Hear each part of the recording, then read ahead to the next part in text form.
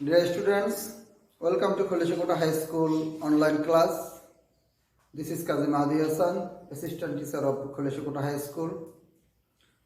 I am going to start our online English class. Our today's topic is exercise of changing sentence. This is very important topics of English grammar for class 6 to 10. This class is especially for class 8. অর্থাৎ এই ক্লাসটা class 8 এর জন্য specially, কারণ যেহেতু class 8 এর JSC পরীক্ষা হবে কি হবে না জানি না, তবে আমাদের প্রস্তুতি তো নিতে হবে এবং সেখানে 100 মার্কের ভিতরে যে চেঞ্জিং সেন্টেন্স আছে ইংলিশে, সেই চেঞ্জিং সেন্টেন্স নিয়ে এখন আমরা আলোচনা করব। এখানে আমি 5টা এক্সারসাইজ লিখে রেখেছি। এই এক্সারসাইজগুলো সমাধান করব, পাশাপাশি কিছু রুলস জানার চেষ্টা করব। ইতিমধ্যে আমরা প্রত্যেকটা বিষয়ের বা আলাদা আলাদা ক্লাস নিয়েছি, তোমরাও ইতিমধ্যে সেই ক্লাসগুলো করেছো। এখন আমরা এক্সারসাইজ নিয়ে যদি একটু আলোচনা করি, তাহলে তোমাদের পরীক্ষা যেভাবে আসে সেভাবে তোমরা অ্যান্সার করতে পারবে। এখানে দেখো যে প্রথম যে এক্সারসাইজটা রয়েছে, যে the ideal only cards their fact make it passive voice, অর্থাৎ এই সেন্টেন্সটা প্যাসিভ ভয়েসে করতে হবে। আমরা জানি যে ভয়েস সাধারণত দুই প্রকার, অ্যাক্টিভ ভয়েস এবং প্যাসিভ ভয়েস। অ্যাক্টিভ থেকে প্যাসিভ করার সময় অ্যাক্টিভ ভয়েসের অবজেক্টকে প্যাসিভ ভয়েসের সাবজেক্টে নিতে হয়।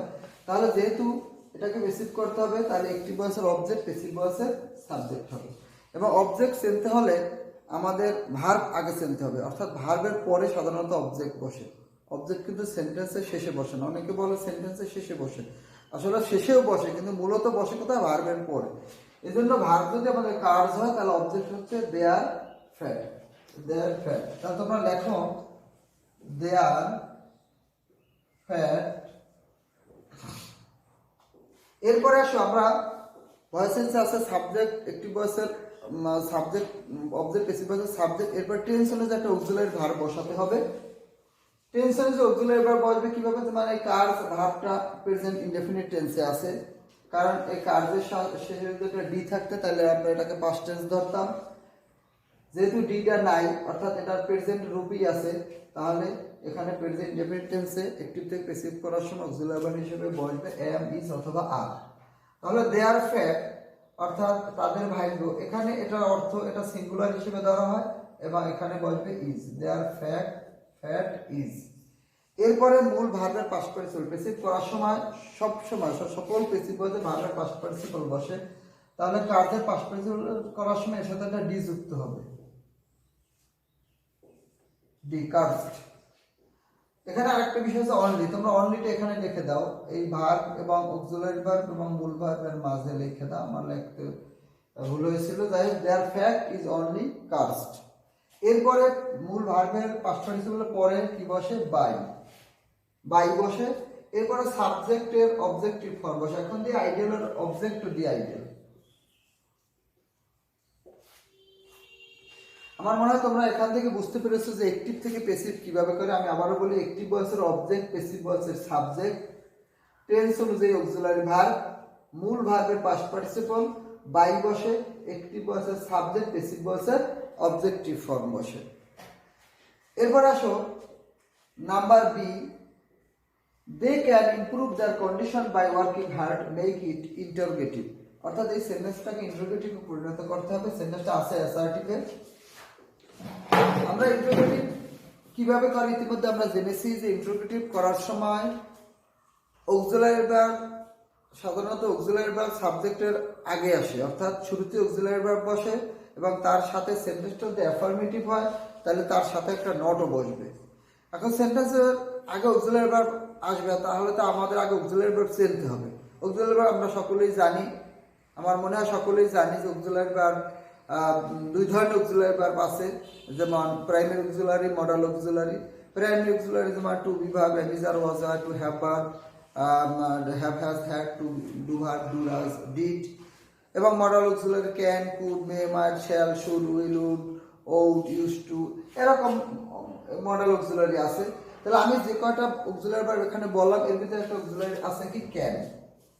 তোমরা চিনতে পেরেছো যে এই ক্যানটাই হবে অবশ্যই অক্সিলারি ভার্ব, এবং এই ক্যান যেহেতু ইন্টিগ্রেটিভ করতে হবে ক্যান আসবে কোথাও সাবজেক্টের আগে আসবে, সাবজেক্টের আগে আসবে, এবং যেহেতু সেন্টেন্সটা অ্যাফার্মেটিভ এবং ক্যানের সাথে একটা নট বসবে, আর কোনো পরিবর্তন নাই।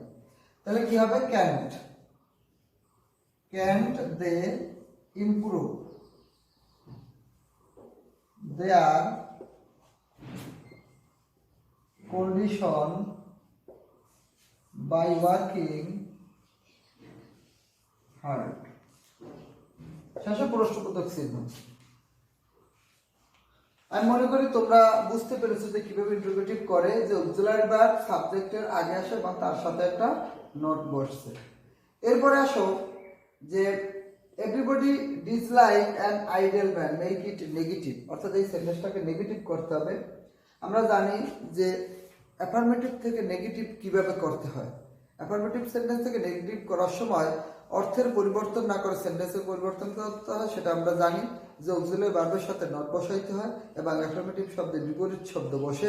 এছাড়াও আরও বিভিন্ন নিয়ম আছে, যেমন অনলি বা অ্যালোন থাকলে ব্যক্তির ক্ষেত্রে নান বাট, বাক্যের শুরুতে, বস্তুর ক্ষেত্রে নাথিং বাট, বয়সের সংখ্যার ক্ষেত্রে নট মোর দ্যান অথবা নট লেস দ্যান। অ্যাফার্মেটিভ সেন্টেন্সে মাস্ট থাকলে নেগেটিভ করার সময় মাস্টের জায়গায় ক্যান নট বাট অথবা ক্যান নট হেল্প বসে, তবে ক্যান নট হেল্প বসলে ভাবে সে আইজি বসাইতে হয়। এই ধরনের বিভিন্ন নিয়ম আছে। এখন এখানে একটি এখানে যে সেন্টেন্সটা রয়েছে সেটা রুলসটা এরকমের যে এভরিযুক্ত অ্যাফার্মেটিভ সেন্টেন্সকে নেগেটিভ করতে হলে এভরির পরিবর্তে বসে দেয়ার ইজ নো। এভরির পরিবর্তে কি বসে? There is no, there is no. তারপরে এভরির পরে আছে কি? বডি, এই বডিটা লিখে দাও, there is nobody। তারপরে বডির পর একটা বাট বসবে, বাট।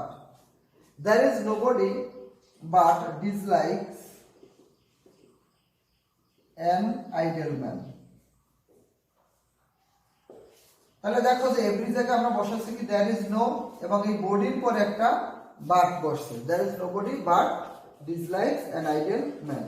এটাকে আরো একটা নিয়মে করা যায়, যে মানে এভরিবডির পরিবর্তে তোমরা লিখতে পারো নোবডি, আর ডিসলাইকের পরিবর্তে তোমরা লিখতে পারো লাইকস, অর্থাৎ nobody likes an ideal man. এভাবেও করা যাবে, দুইভাবে করা যায়, দেয়ার ইজ নোবডি দিয়েও করা যাবে, আর এভরিবডির পরিবর্তে নোবডি আর ডিসলাইকের পরিবর্তে লাইকস, এভাবে অ্যাফার্মেটিভ থেকে নেগেটিভ করা যাবে।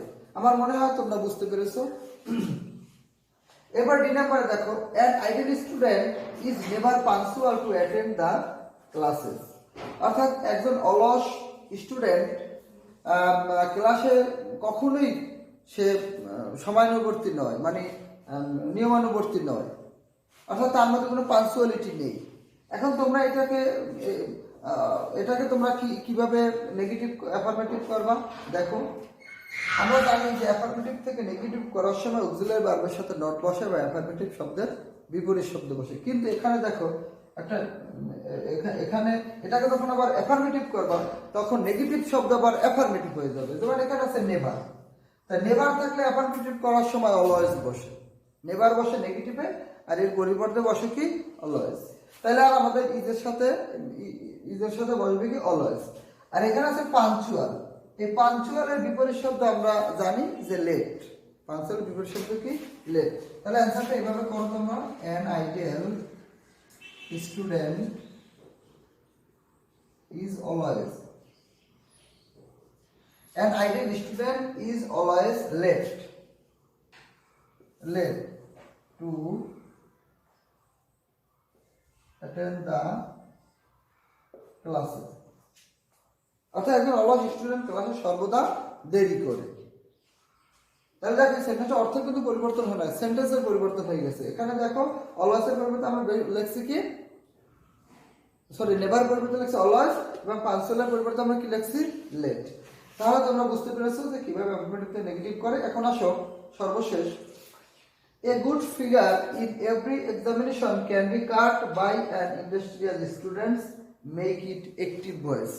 আমরা শুরুতেই করছিলাম একটা যে অ্যাক্টিভ থেকে প্যাসিভ, এখন আবার করবো আমরা প্যাসিভ থেকে অ্যাক্টিভ, অর্থাৎ উল্টো। আমরা যেভাবে অ্যাক্টিভ থেকে প্যাসিভ করছি ঠিক সেভাবেই আবার প্যাসিভ থেকে অ্যাক্টিভে চলে আসবো। অর্থাৎ অ্যাক্টিভ ভয়েসের অবজেক্ট, প্যাসিভ ভয়েসের অবজেক্ট, অ্যাক্টিভ ভয়েসের সাবজেক্ট। ওখানে অবজেক্টে কি আছে? অ্যান ইন্ডাস্ট্রিয়াল স্টুডেন্ট লেখো।